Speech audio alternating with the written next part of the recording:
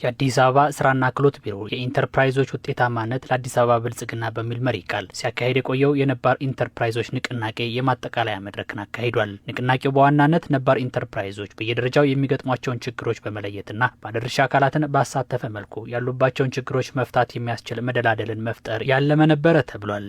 በመድረኩ የተሳተፉ ከሁሉም ክፍለ ከተሞች የተውጣጡ ኢንተርፕራይዞች መንግስት ለዘርፉ የሰጠው ትኩረት የሚመሰገን መሆኑን ገልጸው ሊፈቱ ይገባል ያሏቸውን ችግሮችም አንስተዋል።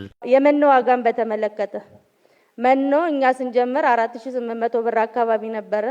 አሁን ላይ ግን ወደ 7500 ደርሷል። ይሄንን ነገርም ክፍለ ከተማው ምላሽ ቢሰጠን እላለሁ። ድሮ ትስስር ይፈጠርን ነበር። አሁን ላይ ግን ትስስር የሚፈጠረው በጣም አነስተኛ ነው። እሱ ላይ መሳከያ ቢደረግ ብዬ ነው ማነሳው። የስኬት ባንክ ብድር ፕሮሰስ መብዛት፣ ሌላው ደግሞ የመስተንግዶ ችግርም አለ።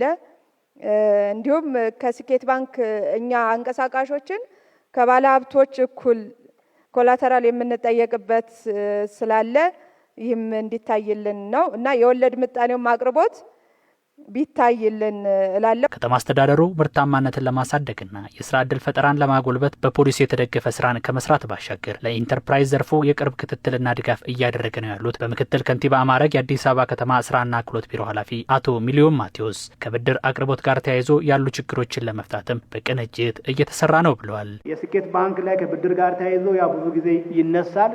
በቅርበት ከነሱ ጋርም እየሰራን ነው። እነዚህ ጥያቄዎች እናውቃቸዋለን። እኛም ሁለት ነገር አለ። አንዱ ባንኩ መጠናከር አለበት።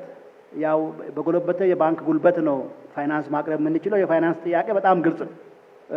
ዝርዝር እያቀድን እየሰራን ያለናቸው ብዙ ስራዎች አሉ ከባንኩ ጋር።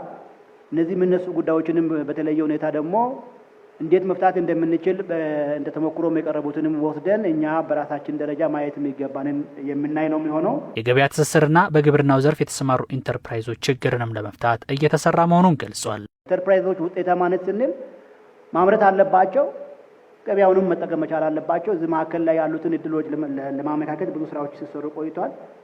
ተጠናክሮም የሚቀጥል ነው የሚሆነው። ከግብርና ጋር ተያይዞ የመኖ ጉዳይ እናውቃለን። የመኖ ጥራትም አቅርቦትም ችግር እንዳለ እንገነዘባለን። እሱ ላይ ኮሚሽኑ ጋር የጀመርናቸው ስራዎች አሉ። ዝርያ ማሻሻል ላይ የመኖ አቅርቦትን ለማሻሻል የተጀመሩ ስራዎች አሉ። ከኛ ቢሮ ጋር በቅርበት ነው የሚሰራው። በጋራ ኮሚቴም የምንሰራው ስራ ስለሆነ ቀጣይ የሚታይ ነው የሚሆነው። ሀገራዊ ሁለንተናዊ ብልጽግናን ለማረጋገጥ መንግስት ክህሎት መር ስራ ዕድል ፈጠራ ላይ ትኩረት አድርጓል ያሉት በብልጽግና ፓርቲ የአዲስ አበባ ቅርንጫፍ ጽህፈት ቤት ኃላፊ አቶ ሞገስ ባልቻ ለኢንተርፕራይዝ ልማት ዘርፉ